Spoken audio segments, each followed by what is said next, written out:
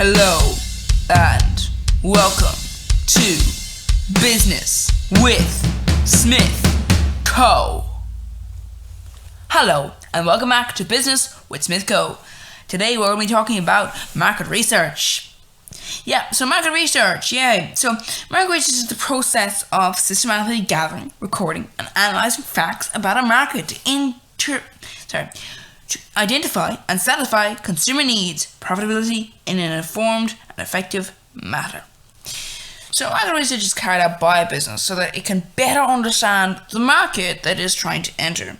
Information about all aspects of the market can be gathered together so the business can analyse the information and use it to justify making certain decisions, such as adapting products to customer needs, and anything that really, comes back from market research, that they can do to improve the product. Improve the product according to the customer.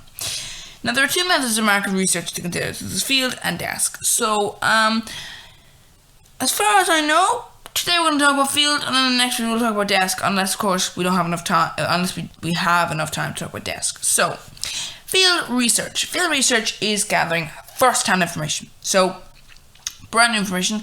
And the other market is called primary research. It involves the business or entrepreneur gathering information directly from consumers and potential customers. This information is generally a little bit more specific because it means that you can go, okay, now you are a potential customer. You're not just a potential customer for this product or for this market. You're a potential customer for our product. And that means that it's more effective. So using surveys and questionnaires to talk to a sample of target markets can be very useful to gather information on consumer tastes, behaviours and attitudes. Surveys can ask consumers about their opinion on current goods and services. They can ask what else the customer might require and be to spark ideas about future products. For example, if you've any good ideas for videos you'd like to see on the Smith Co YouTube channel, you can say them below in the comment section. It's like a survey because I'm asking you a question. Would you like more videos? And if so, would you like new videos? Not new videos and like new ones, but like new types of videos. If you want new types of videos, you can say it in the comments. We got a bunch of new videos coming out sometime, and basically that's the point. So if you have any ideas for new videos, you can say them in the comments, and we might make them into videos. And that's what I'm saying. It's in this level where you go, well, you ask the customer, is there any way we can improve? The customer responds, and then you can improve on that, if you can, that is. So a business can gather both quantitative data. This means opinions, suggestions, and feelings, and quantitative data. This is numbers, statistics, yes or no statements. There are multiple sites online that offer this, such as Google Forms. They can be used online so that you don't have to actually ask people. Now, observation. This involves watching how consumers act and comment on particular goods without directly asking them questions. A team or an individual could view how customers engage with different products after that consumer enters the shop, or just online. Online, you can observe people a lot easier. A lot of online sites now have different ways of tracking people using cookies. So, this is a way that you can use a lot of the time. So in the physical world, you can see if customers pick products up, try them, or just ignore them while taking note of the behavior.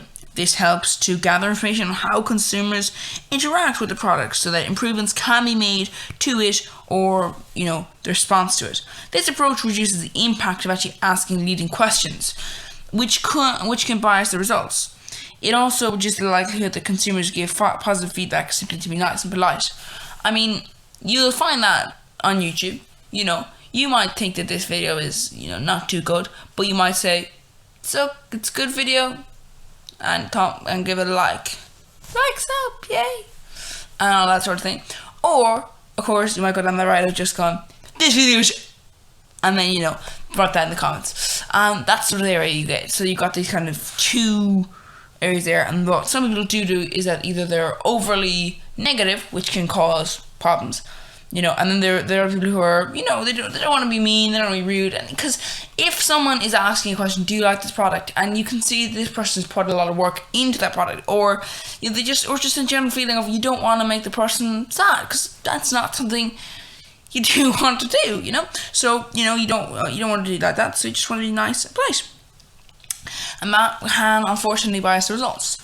So yeah, honesty sometimes best policy, other times, of course, you could argue that's point of observation, Alright, next comes focus groups. This is when a customer or a group of customers are gathered together to interact with a product. They might be encouraged to chat about their likes and dislikes about a company's product or competitors' products. They might be shown future advertising campaigns, which is very important, really, because you might have an advertisement. You might go, okay, this is great, and everything. But that might just because your marketing team are just they're focusing on advertising. They're going, this is high quality. But you don't want just high quality. You want customers to respond well to the advertisement. There have been many advertisements that have been not necessarily weird, but they sometimes have been offensive or just problematic in that way, because you can't really, if you make offensive advertisements, and companies do this oftentimes, it does harm your brand, so showing an advertisement to a group of people before you publish it does help. The benefit of this means that if product is launching soon, a business can receive feedback before its launch.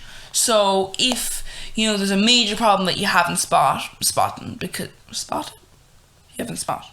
I don't know. Anyway, then customers go, well, actually, that small feature there, that didn't really work, or whatever the case may be, or this feature should be included, and if it's simple enough, then you can add it in, whatever the case may be.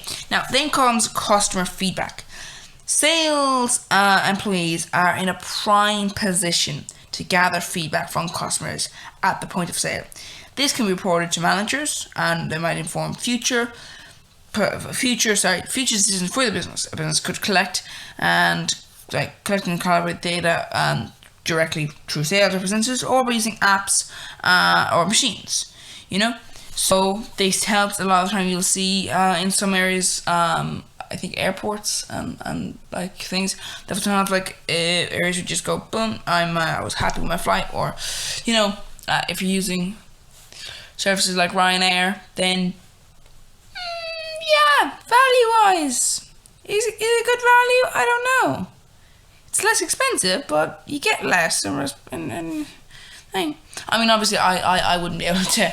I wouldn't go with anything like that. I wouldn't go to other airline companies. But Ryanair, affordable, but it's more because the other things aren't always necessary, and then they take more things off. It's like, but I want. Anyway, next comes personal interviews. A business could invite customers to talk about products face to face in order to use them to provide more subjective data on the product. This will provide them with customers' feelings, perceptions, and concerns in greater detail, because it's all well good to just go, oh, this small thing, but how exactly do I tweak it? It needs tweaking. But how exactly do I tweak it? It just has that feeling about it. You get a deeper feeling about that. And that, of course, does help. So this is the kind of thing you have. And there are, of course, the problem with field research is that it is often far, far more expensive than desk. Desk research is, in some cases, free.